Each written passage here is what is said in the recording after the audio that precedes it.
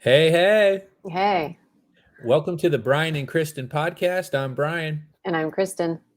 and we are here. I'm in Ohio, and Kristen is out doing her thing and traveling around. And how's life going for you, Kristen? No complaints, no complaints. Don't you hate when somebody asks that and then they go into like a laundry list of complaints? Like, Yeah. I'm so glad you asked. Everything's terrible.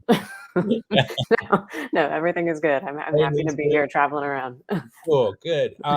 So I'm happy too, and we've been having. Well, I'm just going to jump right into our questions today because we've been having some great questions, and a lot of lighthearted questions, non-controversial questions like the pigs fly, you Well, know. I don't know. I mean, I think you kind of took that down a controversial path. There's like, you can always spin everything. There's always a way to spin it for you Yeah, I guess I did even take the pigs fly episode to to another level. another level. Yeah, and for those of you who, we're on episode 8. So for those of you who haven't seen the podcast or whatnot, every week what we do is we take questions from people who watched the podcast, and we just answer their questions, whatever their questions may be. We don't have a specific topic we go on. We get all kinds of different ones. Another fun one we had was how many Kristens would it take to pin Brian? And so we just take any type of question. Now this week we got a tougher question. That's why I want to just jump on in from the beginning because it is from Lynn Gill, and she just started listening to the podcast, and she wrote, "Why aren't some brave men banding together to castrate evil creeps that harm children?" Okay. This is not do pigs fly? So this is a little more complex topic than Oh God. Okay. but the timing of it, I'm pretty sure that the timing of it is that there's a lot of this topic going on right now because of the popular movie The Sound of Freedom. And I actually went with mom, Mrs. M, and Mia Moore, who I don't need to say Mia Moore's name on screen, she's more shy than I am, so she just goes by Mia Moore on social media. But Even though you have her in all those reels and videos and things. yeah, just well, and all those things, I don't say her real name. I just say, "Hey, Oh, Mia okay. Moore." Okay, got it. So she's She's hidden. she's undercover. That's probably a good idea.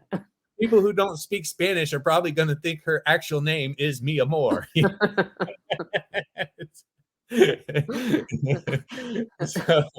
so but the three of us, I went with them, and we all went out here at the Piqua, and we watched the movie. So and getting Lynn's question, I think that maybe she had saw the movie or heard of the movie, because I feel like a lot of people right now, that's a big question, because that's a big thing going on in the world. And then plus you just had the Epstein Island thing and all those celebrities that were mixed in on that, and politicians and whatnot.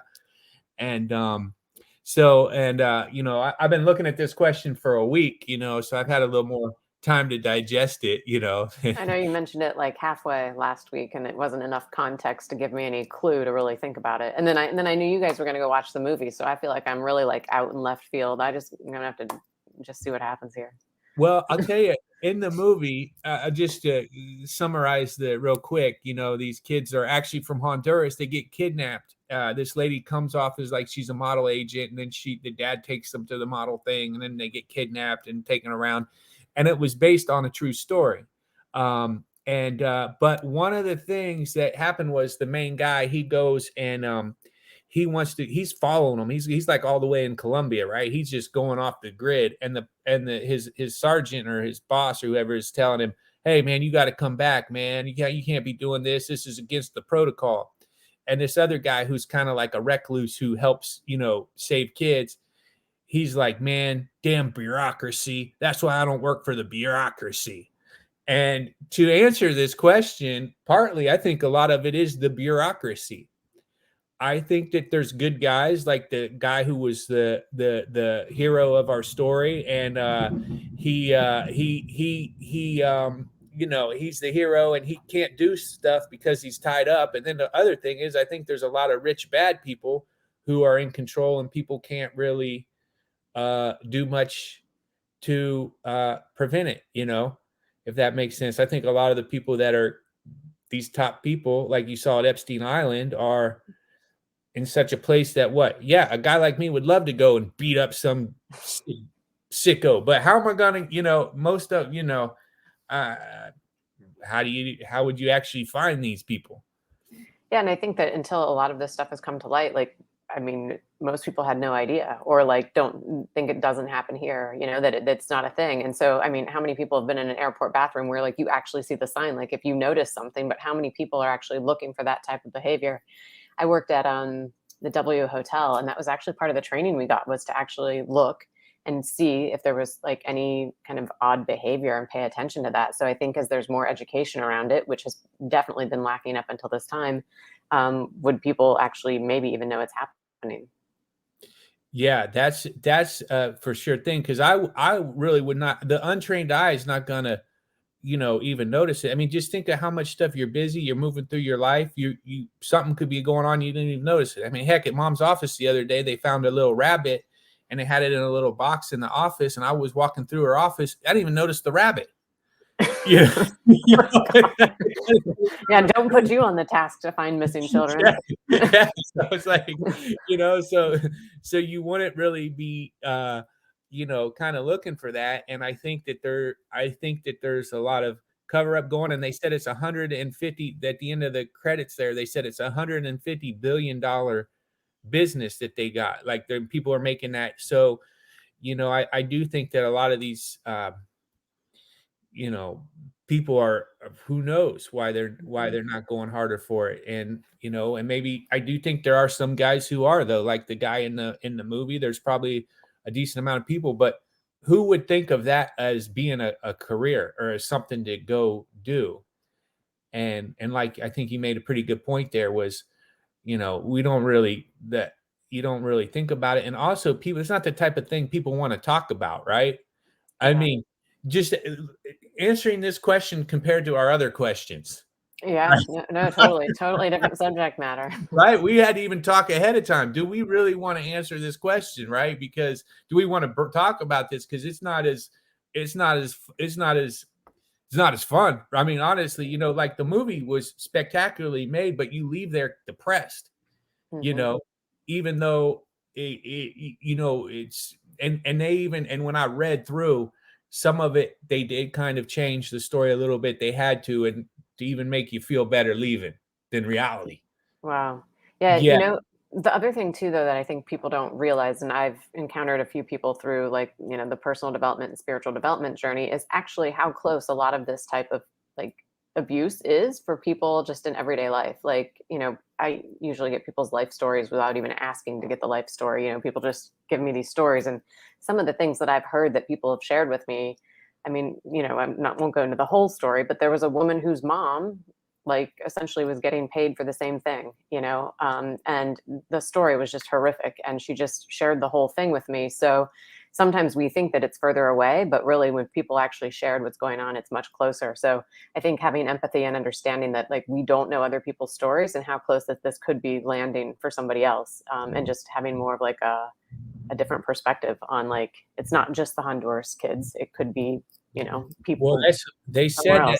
they said that actually the majority, the number one person who brings people in is America. So American, whoever these people are the ones bringing them into the country. So America is probably the most guilty because, and they got, you think there's a lot of people here with a lot of money that are sick, you Well, know? that's what I mean, but it also could be like kids like in a small town too, that whose parents, because this is like, and this woman I'm referring to is like an American woman, and her mom was getting paid for the same thing. And so it's like, this woman just grew up in the, somewhere in the Northeast in some small town and witnessed all this same type of thing. Wow. Yeah. So you're saying it could be going on Y- right, Yeah, I pretty. mean, it doesn't even have to be like bringing in kids from another place. It could be, kids right here, So I think that it's like, I think it's probably much more rampant than we even have a clue about.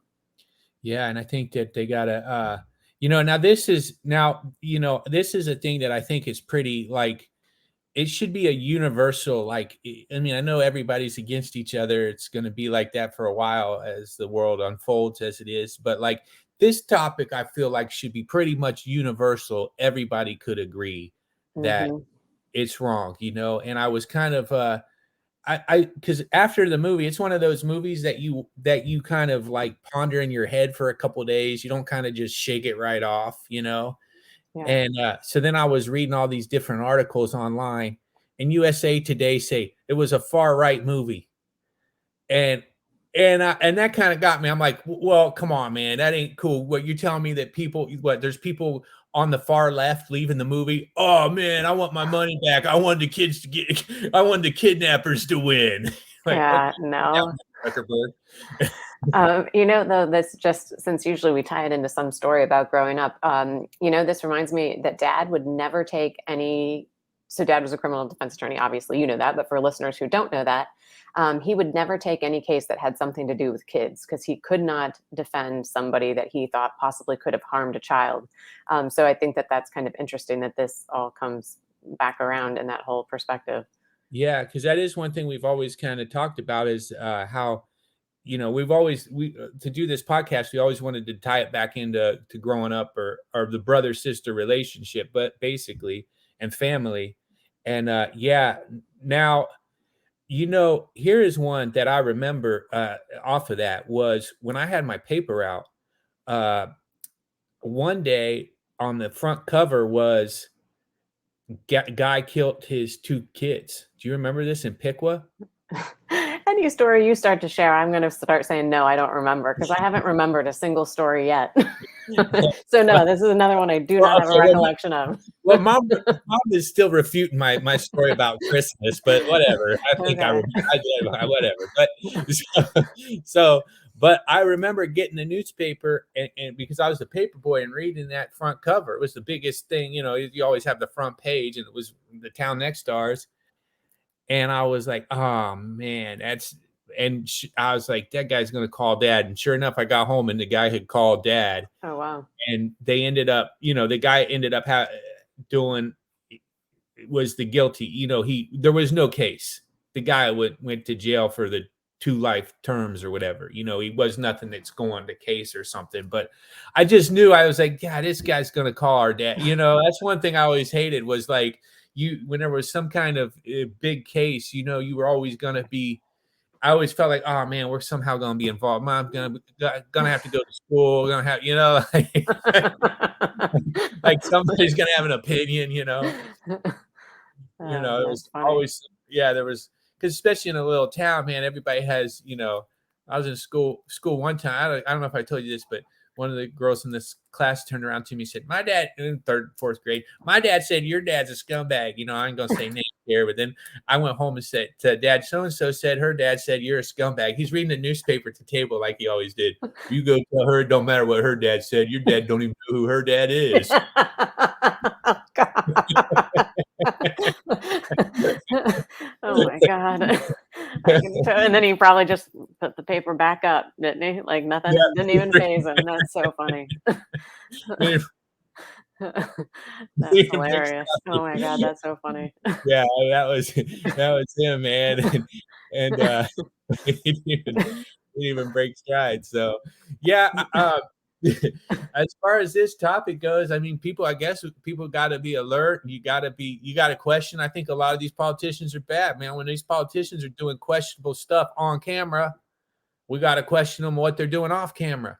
And why Mhm. aren't they? And we got to get on their grip and we got to get on it, But I think that mainly what you can do is keep your own environment safe. I mean, we were kind of lucky when we were kids. We just kind of rode our bikes around and nothing happened, and that was that. But dad was also the type of guy that if something would have happened, if some weirdo would have sniffed our hair or something, he would have he would have called one of his clients who's now out of jail. And the next thing you know, those guys would either at the very minimum, they'd have broken legs or they would be sniffing cat in the Ohio River, you Oh, know.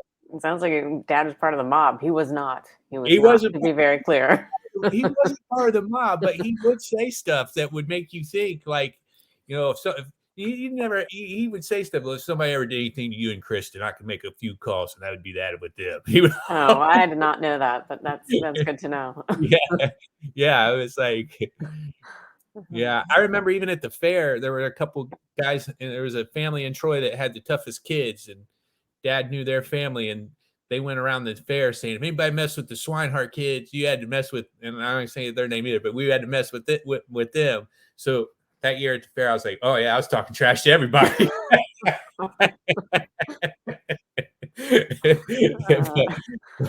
but yeah, so well, I mean, that's Yeah. I mean, Yeah, I think kind of what you said too is like, for people to be aware and, having more of a conversation and a dialogue around it. So people who aren't aware, pay attention. I mean, yeah. And obviously the people that are doing the really bad things, I don't know how you handle that, but certainly they should be reprimanded for what they're doing. yeah, I said, like in the movie, I thought that the lady who pretended to be the model agent should be killed. And me and Moore say that only God makes that decision. But I say, well, yeah, there's a little back and forth on that one. Yeah, but and reprimanded wasn't a strong enough word. I don't have the right word for it. So just yeah, to note that. but I go over the top. I'm like, death sentence, but so but really at the end, only God decides, and but in the meantime, while we're all here on this little planet, whatever it is or dimension we're in or whatever, we got to just kind of watch out for each other and watch out for the kids, and it's up to the people. We got to keep everything in the hands of mom and dad. The government is not mommy and not daddy. And I think that's one of the scary things, because if the parent and the community, they have the best chance to take care of things. But the more that they start separating the family unit, the more difficult I think it becomes. Well, and there's some dicey moms and dads out there too. Yeah. Okay. Let's be honest about that one too. Yeah. Maybe some kids would be better with some people in the government. I don't know, but Yeah, certain situations, you're right. yeah. That's true. You need people, you need good people out there. So, but all right, Kristen. Well, that was a tough one. Yeah, what question's up next? I think it's a good one, right? Well, I mean, they're all good, but they're yeah. all awesome. The next week we got one from Brad Hall about Walmart and self checkout. So I don't want to spoil it all, but that's actually a topic I'm very passionate about, is the self checkout, because I do not Yeah. I don't do it because of, but we'll get into that next week. Heaven forbid, we don't want to turn this one that way yet. Yeah. All right, Kristen. Well, thanks for joining me here. Yep. All right. See you next time. See you on the next one. Bye. Bye.